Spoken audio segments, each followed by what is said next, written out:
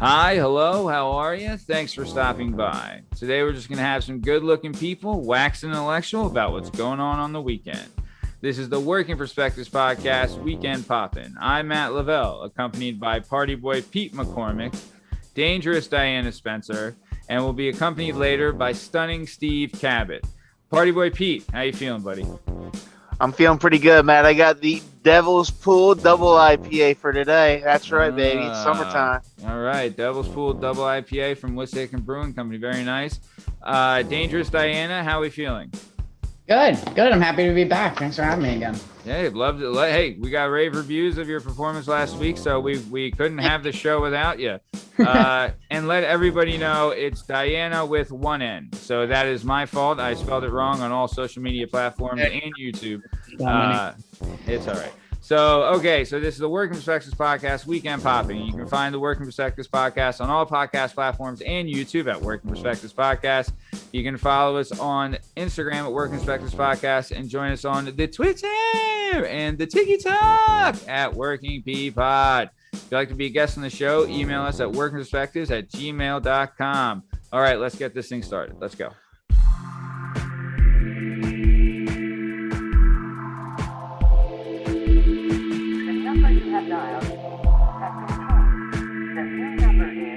Working Perspectives. Yeah, it's our objective to be effective. My voice in society's working perspectives. We're exploring your workday and how you get paid. Launching new episodes every Tuesday. Your day can transform while we inform with episodes available on all podcast platforms.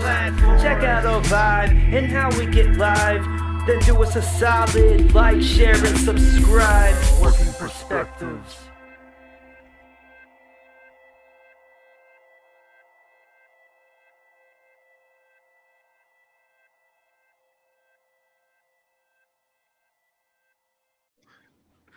All right, so let's talk. Something happened on Tuesday. We all heard it. I saw it and I felt it. But Diana, what are your thoughts about Tuesday's episode? That was freaking hilarious. So I want to start out. I listened to it on my way into work this morning, actually, and I was so confused I'm like, who the fuck is listening to Flashdance on the reg? Like where they, someone had it on their phone or wherever, someone's streaming it and no one knows who's listening to this Flashdance soundtrack. And then Thomas popped in. Oh my God, I was dying laughing. But do you mean asshole popped in? Hey. Or jerkbeard. Switzerland. I don't understand. I don't know the whole thing yet, but from what I heard, it sounds like there needs to be a mediation. Like I feel like there's a deposition to be had, some cross-examination. You guys are on two very, very separate sides of this, and I'd like to think. And I really want to talk to Cheryl again. What are you outsourcing to Minnesota? Is that what's happening? the PAAA is based in Minnesota. Yeah. So that's where Cheryl came in. Excellent guest. Can't wait to have Cheryl back on the show. Really happy to have her and clear some things up. Thomas is saying this is his podcast. Didn't he have a podcast? Yeah. So for all those listeners, oh, he had a podcast. More like a pod cart. So let's clear the air a little bit. So and then this one's successful and it's his. Right, exactly. So he doesn't want to do any of the work. He just wants to come in and try and steal the credit. So what had happened is that I had thought of this show, right? I thought of the idea for the Working Perspectives podcast, we'll say corporation, because we have the main show, which is the interview show that airs every Tuesday on all podcast platforms and YouTube. And then we have the sister show, which is the Weekend Pop-In, that airs on Fridays to get you ready for the weekend. So I had come up with the idea of interviewing members of our working society and figuring out who builds this world around us and how it's shaped and everything like that, and give kind of a voice for the working society and kind of a shape to the world we live in, right? Yeah. I had thought of that idea. And originally, I will say this, I did want a co-host. Originally, I had some people in mind, and Asshole was one of those people. He declined the offer as co-host, right? And I was fine with that because it wasn't a full offer. I had offered to Shake as well. So Shake accepted the offer as the co-host. We start the Working Perspectives podcast. Everything's going fine. Then the rights to the show had lapsed, and without my knowing, Shake apparently had some dealings with the rights to the show. Someone came in and then bought the rights to the show out from underneath us without my knowledge, because in our partnership agreement, Shake was the one that handled that stuff. So the rights to the show were bought out from underneath us. I literally found out that on air. I had no idea that had happened and was going to happen. So somehow it still was never proven how he got onto the show. Asshole. He gets on the show. He informs me then that I think it might be somebody that rhymes with the word snake. Yeah, I believe you're right, Party Boy Pete. Isn't this ending for him? Wasn't there a last show for him? That was so that was Shake's last show as co-host. The new co-host Snake. Let's go Snake from now on. That was Snake's last show as co-host. The new co-host of the Working Perspectives podcast is none other than Party Boy Pete McCormick, which I think everyone kind of saw that coming. And oh yeah, and it was a long time coming. But no, fair play to Shake. I got nothing but love for Shake. So either way, even though he's not on the show anymore, I still love him and hope he comes back one day. But either way, he did pirate that asshole onto the show. And what had happened is that asshole did have a podcast. It was called Bill and Tom's Excellent Podcast. And I'll tell you what. Great idea. Yeah. Real original. It was anything but excellent. It was more of a sports Philadelphia-based podcast. The highest rated episode of that podcast was the episode where I came on as a guest, as I was considered their Game of Thrones expert, right? And I'm not gonna lie, I brought the house down. If you listen to the episode, I nailed it. That's why it's their highest rated episode. But either way, so we start this show. Things are going pretty well. I feel, we're about to have 3,000 downloads on all podcast platforms. Nice. We'll be having that as soon as, Party Boy Pete McCormick comes on as co-host. We'll definitely pass that right away. That's right. We have a lot of guests lined up, like Diana and Pete's parents and everything included. We have a ton of guests lined up. We are actually booked until September for guests, and we stopped taking bookings because we don't want to go too far in advance. So we were booked through to September for bookings and all that stuff. And he sees this and somehow sneaks him on the show, and he lays down the challenge. So the challenge is this, is that for the rights to the show, I will have to race, I guess you would say, asshole in a game of Mario Kart. So it would be a full circuit race, all I think it's 16 courses. So all 16 courses. Matt, what are you playing this on? Is this going to be like on a retro Pi, or are you getting like an old school like Nintendo 64? What system are we using? So that's in debate right now. I think Diana, you're very good at like the deliberation stuff, and I might have you act as my like the aficionado for this going into it, because we do need to establish the challenge. There do need to be some rules set down. Is it going to be on GameCube? Is it going to be on the new system, Switch, or whatever it is, right? We need to have that set down. We need to have a date set down. We need to have a place set down. We need to have all the streaming services available that will be on. Obviously, it'll be on our YouTube channel. He had said something about Twitch, but he might have a Twitch channel, but Working Perspectives podcast doesn't mean that we won't at the time that it airs, but maybe we'll see when we get there. But either way, we can figure out. We can make a Twitch account, Matt. We're good like that. Yeah. I have passwords. I got usernames. I got everything. Exactly. And we have Diana Spencer, who's the secret weapon. So that's true. When it comes down to it, we're going to have to, I really want to treat this like a heavyweight, a heavyweight boxing bout where, in heavyweight boxing bouts, everything is regulated. The gloves, the wraps, the clothing, the place, where you're fighting, the things you're using, the referees, the judges. Leave nothing to chance. Correct. Because if I know asshole like I think I do, he's going to try and cheat because he's a cheater. Oh, yeah. He's a cheater.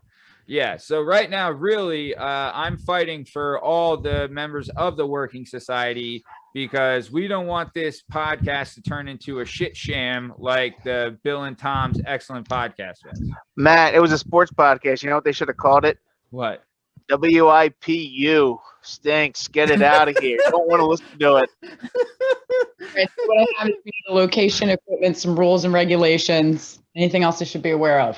There'll have to be an official, and then there'll have to be an official signing for Asshole. When he loses, he'll have to officially sign the rights over to the show to me at the time he loses. So we'll get a negotiation agreement kicked off. Diana, awesome. Thank you. I got this. We're going to keep this. Also, we are probably, it's going to be a big lead up. So I wouldn't be surprised if we put a bunch of extra content on the YouTube channel, i.e. like a show leading up to the fight where, there's going to be interviews taking place and things like that. I think it's going to be I think this would be a lot of fun to do at Graham's Pub, just saying. Well, it's funny you mentioned that because that was my idea as well. And Graham's we can Pub. Interview everybody there. That'd be fun. Oh, yeah. Graham's Pub, land of the free, home of the brave. So I think, I agree. I think we have a great idea for where it should take place. Because to be fair, Graham's Pub is neutral ground, right? Yeah, it is. It's neutral ground. It's something we can all agree on. And I think it'd be nice to pack the house out and do the whole thing there for Graham's. I think it would be. Oh, yeah. I think it'd be great. And also, it'd be nice just to show off how bad I'm going to beat his ass. I mean, it's just basically just sign the rights over to me now. Look, man, I was in there recently. I know it looks really nice. They have all those TVs. You could display it up there for everyone to watch. Right over the fireplace. We already know. Right in the center. Yeah. That's what I was thinking. What did you guys play on as kids, though? So, like, what's the preferred equipment here? You guys have two separate preferences? When I won the Universal Existence title as the world's best Mario Kart player, it was on Mario Kart Double Dash on the GameCube. Wait, what? Yeah, I am. So for all of you listening, and for those of you who don't already know, I am the world's /universe/existence's greatest Mario Kart Double Dash player of all time. Oh my God. So that's kind of where it came from. So think of this, right? For those of you who don't know, asshole, this is what it's like. He's an ultra competitive piece of shit. So he wants to, he thinks he needs to be the best at anything. And it really sticks in his craw when his younger brother beats him at things. Much better looking brother, though. Younger, smarter, better looking, stronger, tough. We could go on. But I would say, his younger, far superior brother, when he beats him at all these things, that's what really upsets him. And I think this kind of stuck in his craw, and he's trying to get some revenge via Mario Kart. But I mean, it's gonna be tough. So that's what I'm hearing. He wants the podcast and the title. Yeah. He's trying to take everything from me, but and he'll have neither, as far as I'm concerned. What the hell was it like growing up in your house? Your mother is a saint. It's like this. My sister, it's funny you mentioned that. We just recorded an episode with my sister, and the first 5 minutes of the episodes, introducing now to the show, the one and only stunning Steve Cabot. Thank you for stopping by. But as I was saying, the very first part of the show with my sister that we recorded, I regaled a story of where I was 9 years old and she was 13, and she broke my nose by smashing my head into a pillar in our basement. Oh, your house was fun. Oh, Pete, what would you say if the walls could talk? How about it, buddy? Oh man, yeah, that was before we even had what do you call it, waivers, Oh man, do you remember the Unipooper, Pete? I do remember the Unipooper. That was sad. Sadly, I remember the Unipooper. I think everybody remembers the Unipooper. So yo, Pete looking fly out there. Look at you in the backyard, cuz. It's that time. Steve, and you'll notice when I'm drinking a Devil's Pool double IPA. There you go, just for you. Yeah, Pete, I love it, baby. I love it. Nice. All right. And I caught the quick last end of that just to barge in like an asshole because that's my position. Sure. I'm rooting for Tom to take over. Yeah, I thought we already knew your stance. I got it. You know my stance. I have to explain to Diana that I was closer to your brother because we trained a lot together. We were the same size, just like you trained with Pete. Like I trained with Tom a lot. Tom. Who's And Tom's cooler than you. I mean, just you to be mean- honest, he's cooler than you. I wish I had the mute button like he did. That was You mean fantastic. Jerk Oh, fuck you. That was fantastic. You have to Fantastic. like. There was nothing nothing staged. That was all actual That was reaction. I absolutely could tell. I want to see your face. I want to see everyone's face when that was going down. I was dying. I was dying. Man. I'm not gonna lie. If I could it was have awesome. gone, if I could have gone to California and beat the fucking life out of Shake, I would have. I was so fucking mad. I was so mad. It kind of threw me for the whole interview. Well, I'm not gonna lie. And You know what? it's I'm not going cool to that teach you because I want to get Steve. This is what I want. Like you listen to that podcast. Did you hear Shake talking about back in the day when his friends would make him go to open bars for $20, $25 and saying, "There's no way you could drink $20, $25 worth of alcohol." I'm like, what are you talking about? When I was his age, like going back, like I would drink like $100 worth of liquor in an hour if you gave me the $20. They were like, don't invite Pete because we don't have enough. And Maybe it's because I'm like 6'3", so I could reach over the bar. Like I'm always getting noticed. I'm like, yeah, bring it on. Like, yeah, you call it, like whatever it was. Me and my friends used to rob Kildare's in their happy Oh. hours. Like they yeah. would do one from 7 to 10 for $10, and then another one from 10 to 12. And all you had to do was like fill out the card on the bar, and they called you immediately. Yep. You got to pick. So like my friend would pick 7 to 10. We'd pay $10, hang on the first floor, and then 10 o'clock would hit, and we'd go on the second floor without paying anything, and just show them the like, hey, we're here for the 10 o'clock happy hour, and then we drank to midnight for $10 over and over, and we did that so many. Diana, for us, it was Cavs, Riverdeck, Lucy's, and Drinkers. Those are the three bars. We always got the free happy hours, and we just like kill it like every time. I don't think we did anywhere else. That was the once we got our scheme down, we were like, oh, Kildare's. I think it's a lot easier though for like young, attractive females to get away with that. Yeah, sure is. Sure is. You know how much I would go. Yeah, I would go to a bar and spend $30 on myself and be proud, but go home missing $300 because I don't know how many girls I bought drinks for no fucking reason because I felt fantastic. Matt, are you an excessive tipper? Because I get hammered and that's where I lose most of my money. Agreed. I'm a massive. I'm like I've been in fights with like significant others and stuff because of like the excess. I mean, I always felt though, and I think D, we've talked about this when we would work together. Tip big, get tip big. That's what my thought was. For sure. Yeah. For sure. I hand $20 as soon as first time you see my face. Agreed. But this is for you. Right. And you know how to speak the lingo. I hear you did such a good job. You were so good. My bill's like $15 and somehow I'm 200 out. Yeah. Same. And can I just put a point for most of the service workers out there because I'm on the other side of this, even though my uncle owns a bar. I never worked in it. I just ran around in it all the time. But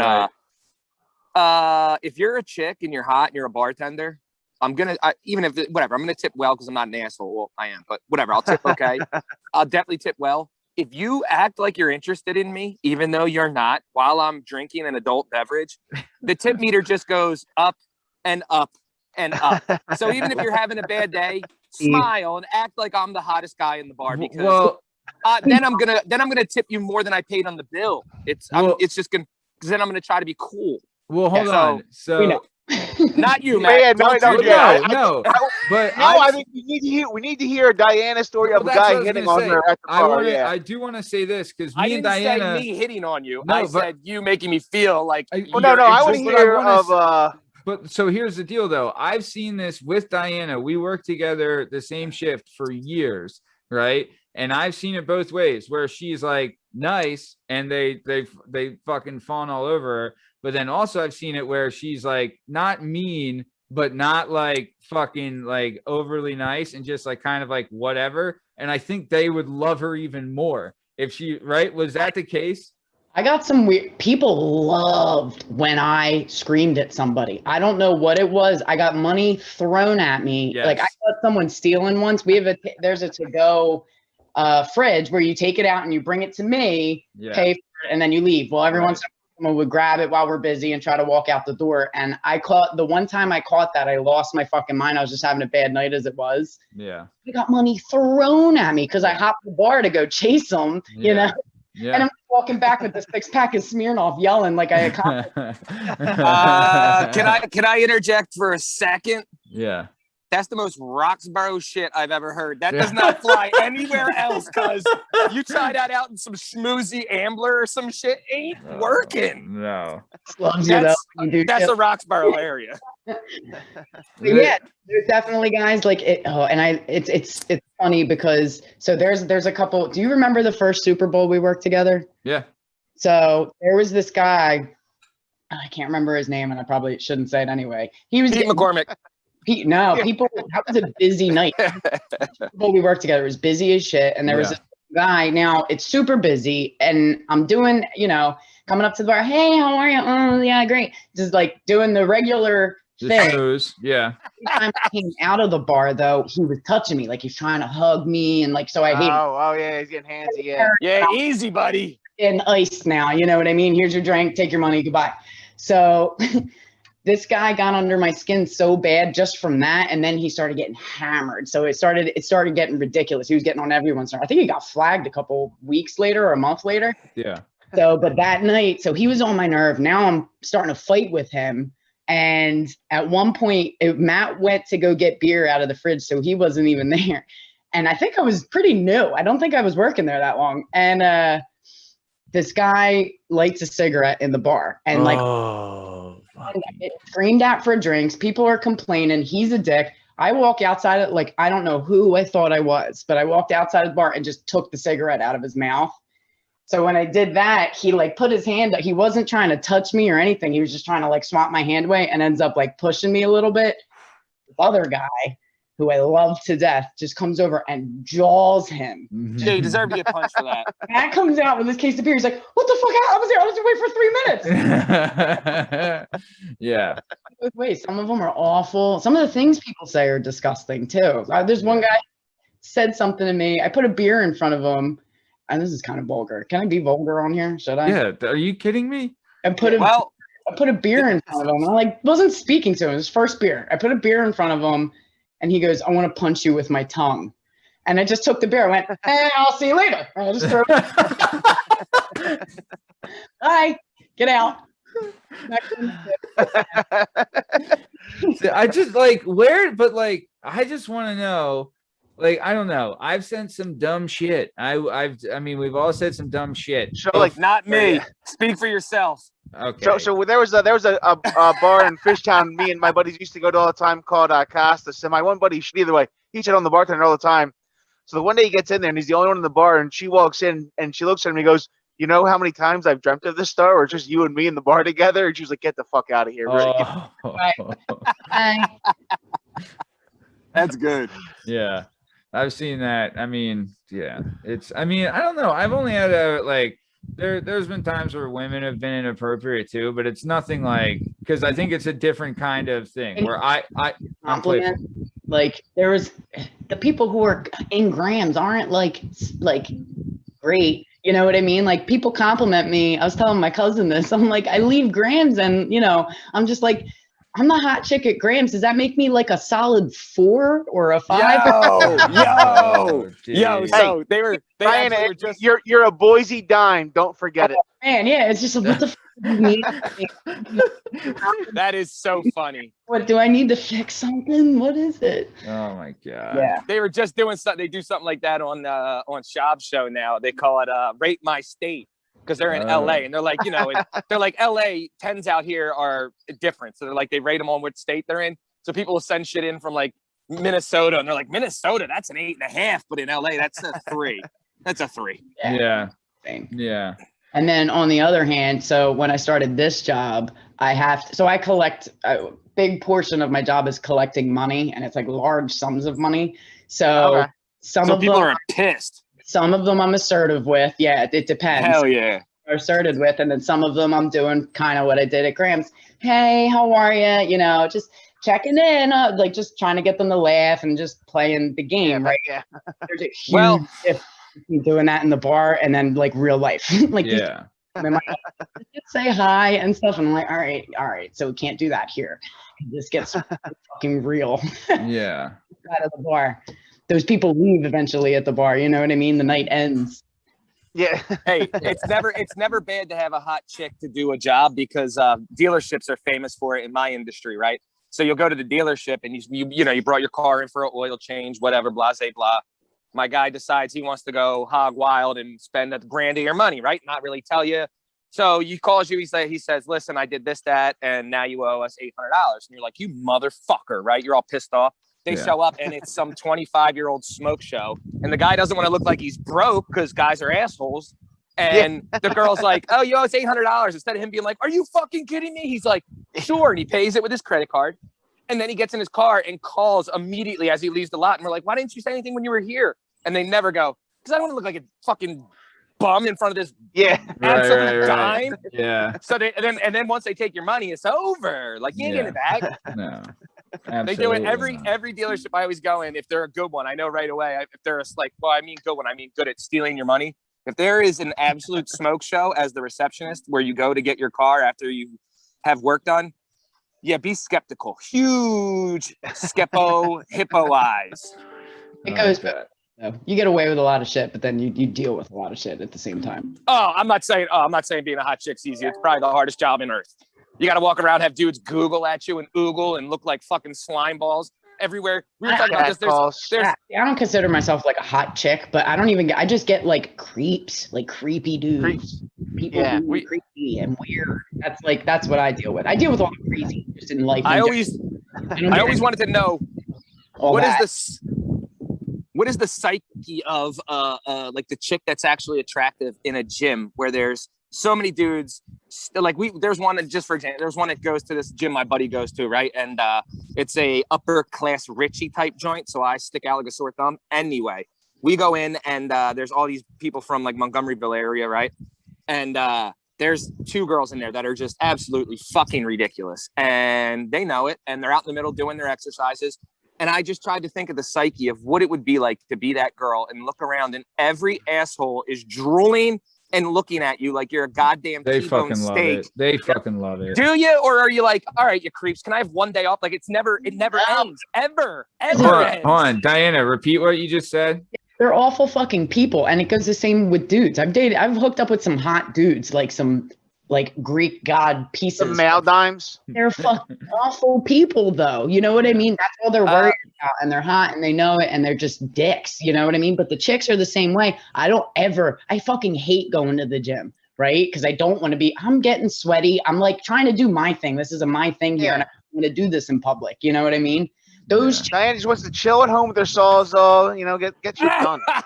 And with their outfit coordinated and shit, they know what they're doing. And that's what they're for. They want that though. That I agree with you. There are it is a big difference when you see a girl at the gym. Like you can wear comfortable gym clothes. I'm not saying that, but there's a girl at the gym who's wearing the clothes that are she's like wearing like basically a bra and like makeup on and shit. Exactly. On. But then there's another girl who's perfectly fine with her figure and everything, but she's wearing a shirt that goes down past her ass and she's still wearing the tight clothes and sneakers. Like there's nothing wrong with that either. But it is almost like, but also as a guy, like I don't need it's like, okay, for sure. It is an attractive thing. And yeah, they can be looked at, whatever. But also I'm like terrified to look at them because then it's like, what the fuck? You're going to like someone takes a picture the wrong way. You're going to end up on social media like the biggest creep ever. Or like the gym's going to think you're a creep. Like, I don't want to look at that. Like, I'm like, it's terrifying, like they're fucking throw your ass out. I'd like to hear a man perspective of that. So like chicks like that with their whole gym outfit coordinated and they're wearing makeup and all that shit. The girls who are like completely put together 24/7 with their skin and hair routines, right? Yeah. They come off as high. Like, is there what's unattractive of them? Is that high maintenance? Everything. The fakeness. I don't know. The giant fakeness. My thing, like it's almost like for those of you seen like oh my gosh, the name of the movie, the fucking Mario test. There's the Mario test. Oh, the Bronx Tale. Yeah, Bronx Tale. So instead of that, the just fucking like Mario test is what you quote from that fucking movie. Fuck Mario. Mario's an idiot. I told you to stop listening to him. But it's like a Mario test where you see, when I go to the gym, for me, maybe this is just more because I'm older. I probably definitely didn't follow this logic when I was younger because I didn't give a fuck. But when you're older, my true test is always when they're in the gym, or this is when I want to see a girl in the gym in the morning, for multiple reasons. But in the morning, when there's no makeup, no nothing, you're at your shittiest, and I look over and go, damn, she's hot. Then I don't care, that's where, you get the real feel. A serious thing right now. Like if you go through TikTok or like and just anywhere, all that shit's fake. Oh my god, chicks, man. And they'll show, people will like start attacking them. They'll post pictures and people will be like, take your makeup off. Like we have to know what you look like. You have to take, and they'll take their makeup. They look like completely different people. Yeah. Yep. Yeah. First of all, every dude's been there. Spend an hour and a half and $3,000 doing. It's outrageous now. And then like, how did that become the standard? And then like just mountains of it on. Like, what do you do? Yeah. No, I blame Kylie Jenner. Yeah, let's go, Pete. Well, that's the thing, Pete. I think you nailed it on the head. When you see I think all of them would love to make a career as like an gym influencer. Yeah, like I mean, to be fair, it seems like a pretty job. We would all love that. Hot chick. You're not a hot artist. There's a difference. You know what I mean? True. That's how I do that. You're not a hot chick. If you have to do all of that to get likes, oh my god, social media is so fucking bad for I like, lost the stuff. All that shit. Like, how does that make you a hot chick? It's not. You're not. You know what I mean? I agree. So the rest of us look at the hot chicks walking by and go, "Oh my god, that chick's hot." Just also like they show a lot of the body and to like let's know. I do want to see this. Like, is there a term for this yet? Like, so butterface used to be a thing. Yeah. Well, I mean, obviously, but there has to be like butter mask or something like that. Like, there's got to be because there's like chicks. Little Duval made that joke. Oh, did he? Yeah, he was saying how every ugly bitch with cute eyes is on top right now with the masks. Yeah, every cute bitch. I can't tell you how many girls I've seen where I'm like, damn, she's cute. Did her eye makeup all well and her hair's all purty. And I'm like, damn, this broad's bad. And then I see her slide down the mask and I'm like, oh my fucking god. I can't remember, Matt. Did I bring this up in the last podcast? But there was actually like a case in like China where like this like rich Chinese guy married a Korean girl. And it turns out the girl from Korea had all these plastic surgeries to make herself look better. So she marries the Chinese guy. They have a kid. The kid comes out ugly. The guy gets a private eye, finds out she had all these plastic surgeries. So he's divorcing her and suing her for fraud. And I'm like, oh, hell crap. Yeah. I'm like, all right, yeah. What? I'm with him. Easy. Yeah, I kind of am too. I'm not gonna lie. I look at.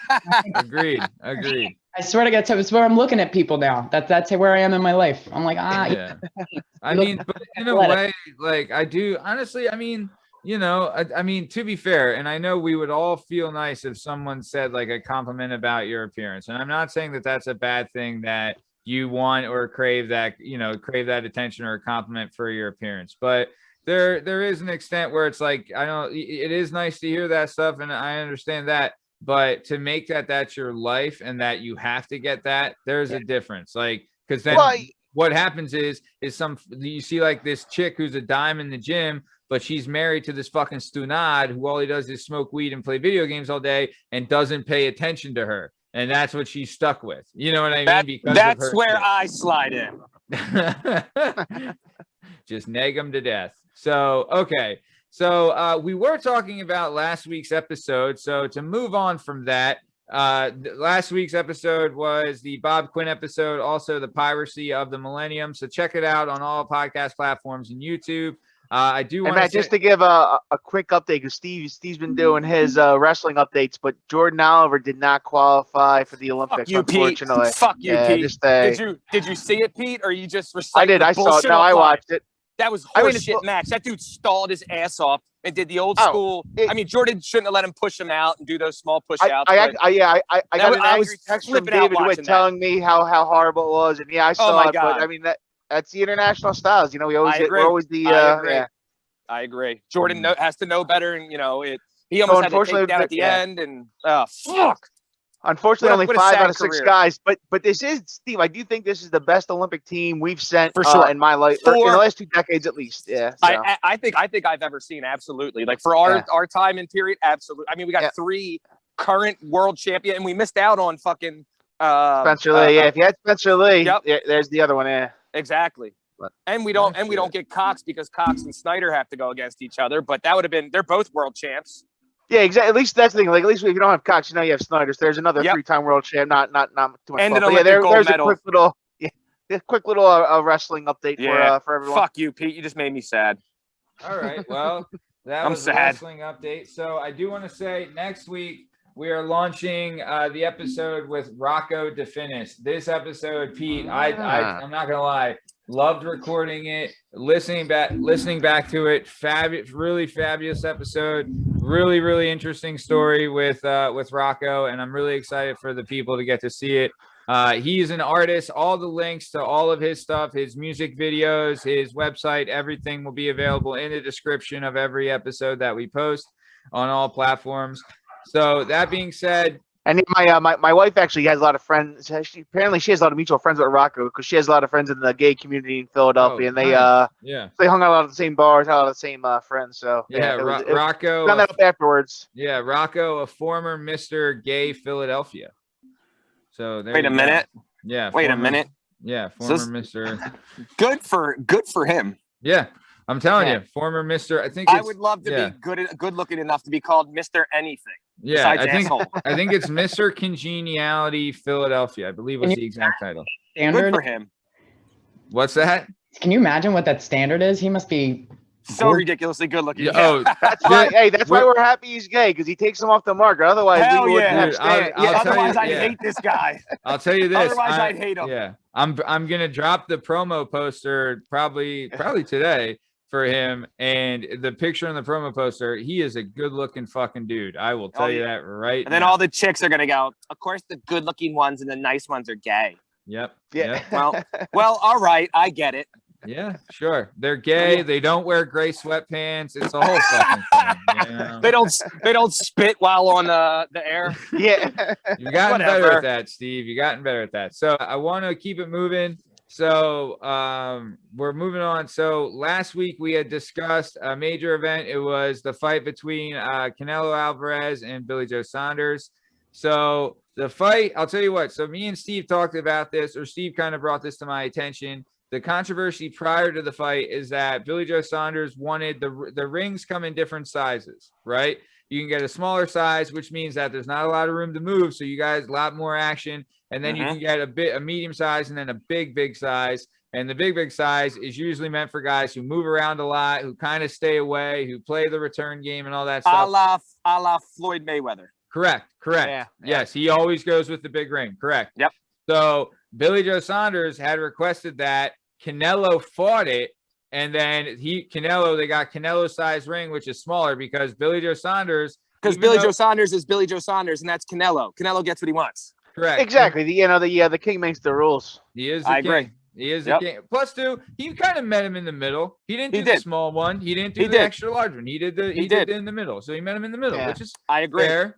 He met him in the middle, but Billy Joe Saunders, I was under the impression that because Billy Joe Saunders can bang, he doesn't usually play like the return run game. But I guess Canelo's power is just that devastating, and we saw it. We eventually would see it, but Billy Joe Saunders wanted to play the, like the tap and go, kind of stay away, make him move because he did have a little bit of reach. Exactly, and I will say this: Billy Joe Saunders had in my opinion, won some rounds, and he did absolutely. And he was doing well, and he was making it a good fight.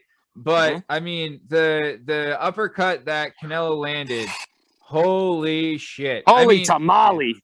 To break someone's orbital bone. Guadalajara grenade. Yeah, the Guadalajara grenade landed an uppercut.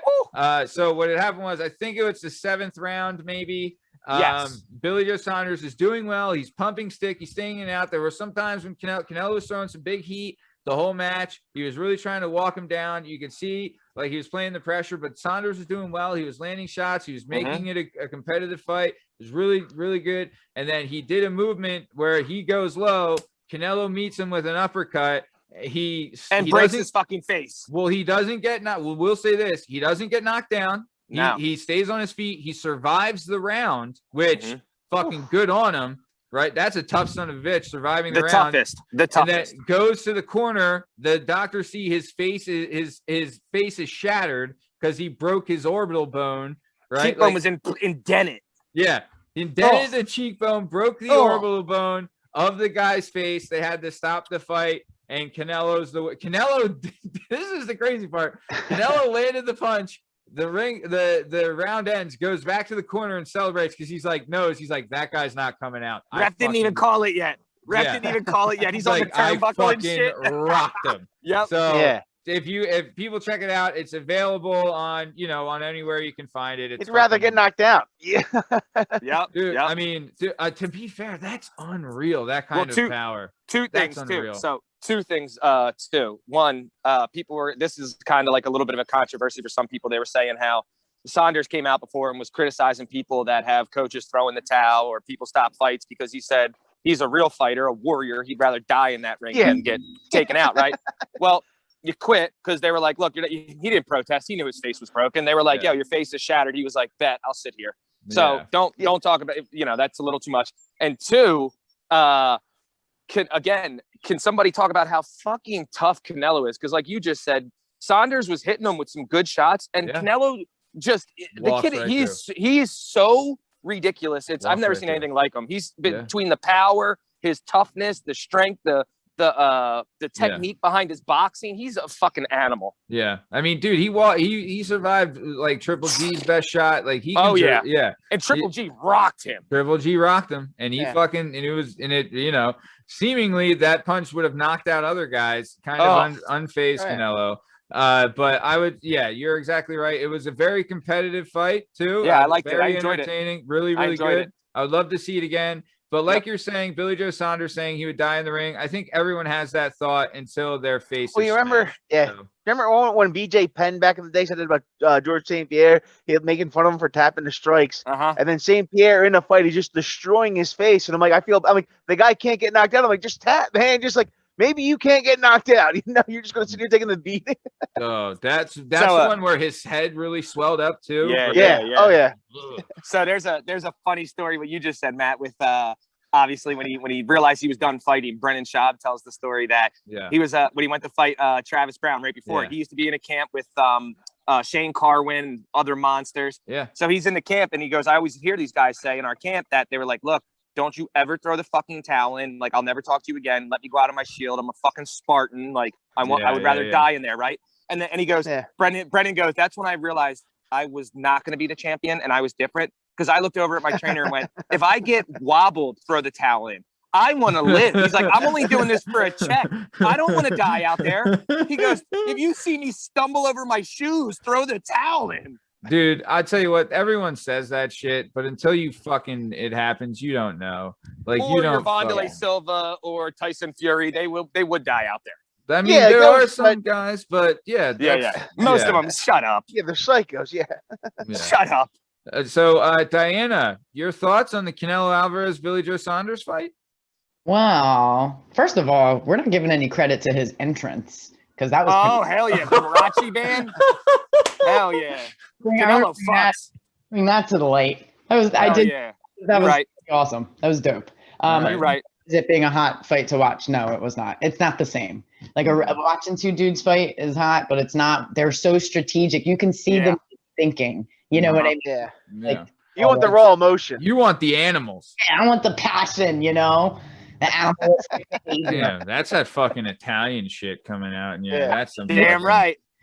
She's like, I want to see you fucking get the garrote and fucking choke him to death with the it's like those natural instincts. Like I want to know that if like a Neanderthal came into our village, you would choke it out to death. And hell yeah, that's right, Pete. Let's go. Exactly. It's the instinctual, So okay, so we're coming close. One thing at the end too, Matt. So what do you know about how? I don't know how many people know this, but how ironic is it that Billy Joe Saunders was the second unluckiest guy face-wise in the combat sport area over the weekend. Did anybody see what MVP did to the dude's nose?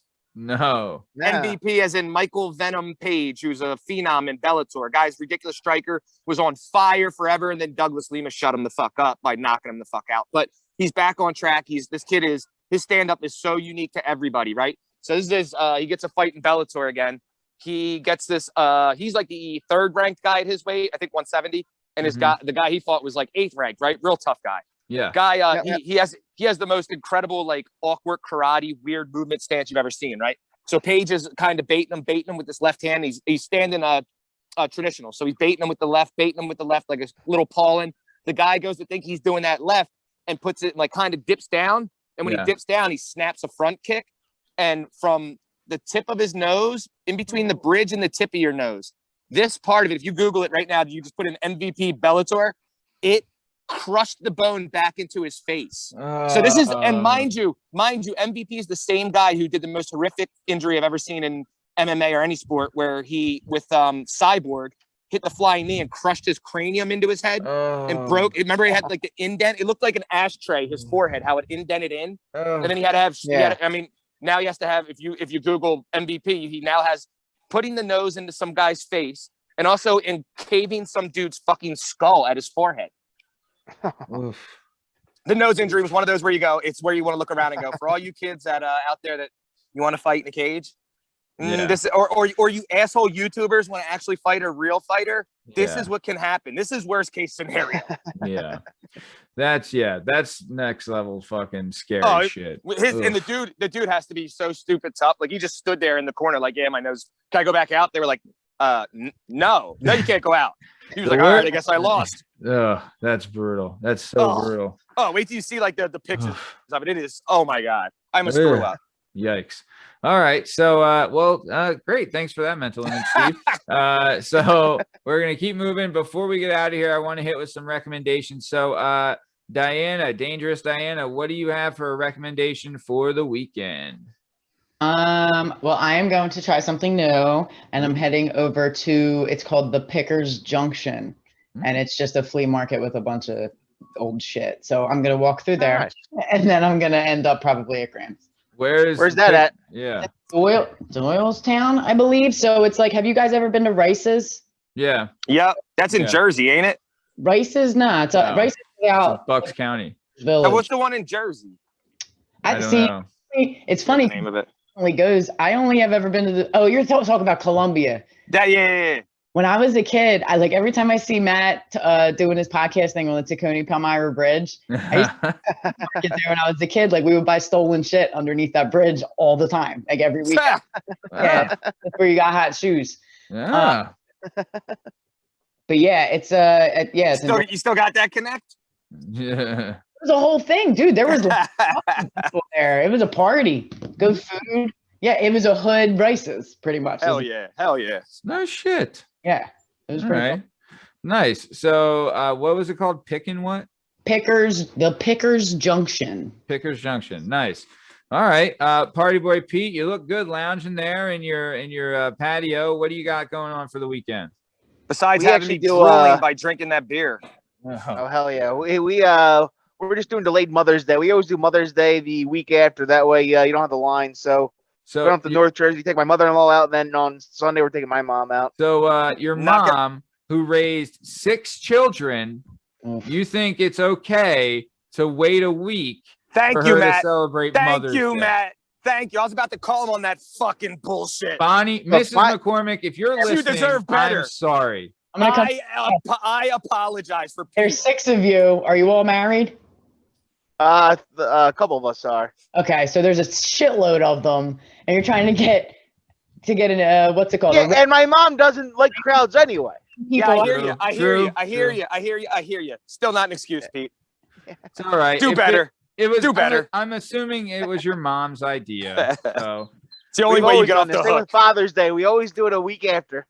I'm not gonna lie, you're smart in doing it that way, because it does suck. Like, the mother's, like, going out to dinner or lunch or whatever on Mother's Day, it sucks. It's the worst.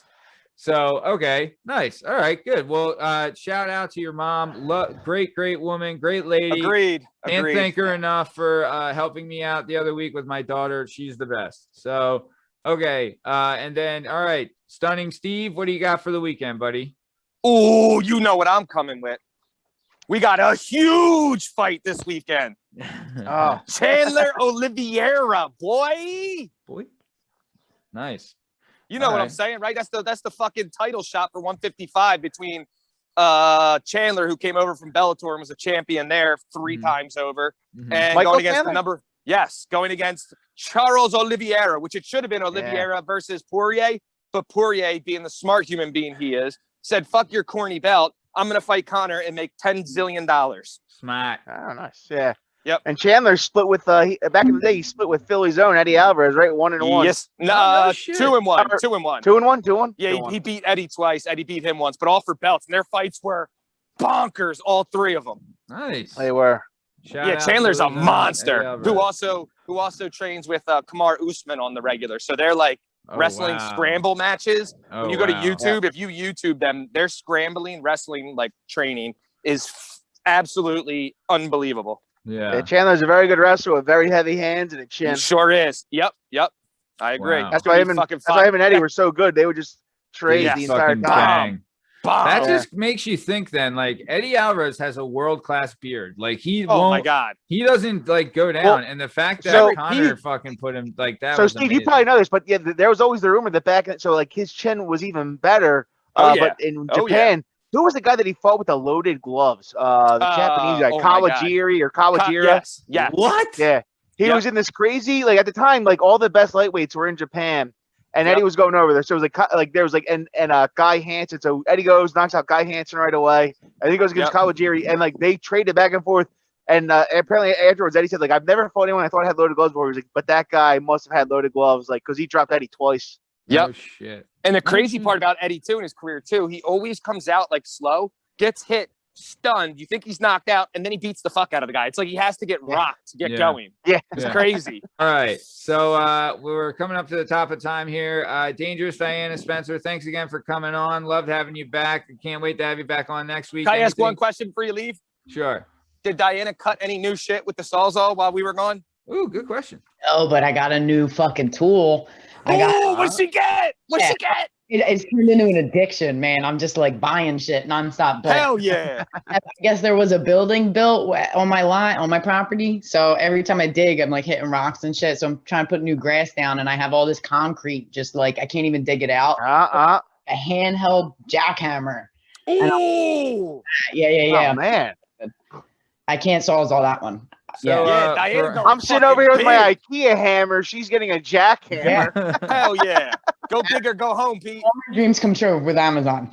yeah. Hell yeah. So for all you guys listening, if you want to see Diana in dirty clothes with sweatpants and Timbs, Sweatpants. I thought they were yoga pants. Now you're yoga changing the image pants, up. yoga Hold up. pants and Hold up. Timbs with a Big difference. jackhammer. There you go. Should I be charging? Should I get on OnlyFans? I Hell yeah, there you I go. know, Totally fits, not yeah. a bad idea. I'm just Let's saying. go. I'm just doing yard.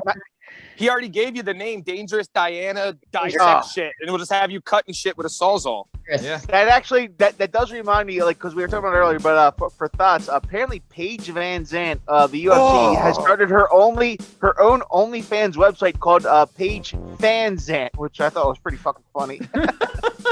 That's hilarious. All right, so we're definitely at the top of time. So Diana, anything you want to say to the people before we take off? No, thank you for having me again. I hope right. to see you all again. Hey, can't wait to have you back on. Hopefully I would love for you to be a staple on the show. This has been great. Yeah, love. Party Boy Pete, anything you want to say to the dozens and dozens before taking off? Drink it up. Excellent. Okay, perfect. Nothing else needs to be said. All right, Steve Cavett had to drop, so I'm sure he's going to say something really witty and intelligent before he took off, as always. But I'm Matt Lavelle. He's Party Boy Pete McCormick. He's dangerous. She's Dangerous Diana Spencer. He was Stunning Steve Cavett. This is the Working Perspectives Podcast, Weekend Pop-In. You can find us on all podcast platforms and YouTube at Working Perspectives Podcast. You can follow us on Instagram at Working Perspectives Podcast and join us on the Twitter or the TikTok at Working P Pod. If you'd like to be a guest on the show and go through the approval process with the PAAA, email us at workingperspectives@gmail.com. Right. Other than that, this is the end of the show. Thanks. Have a great weekend. Bye.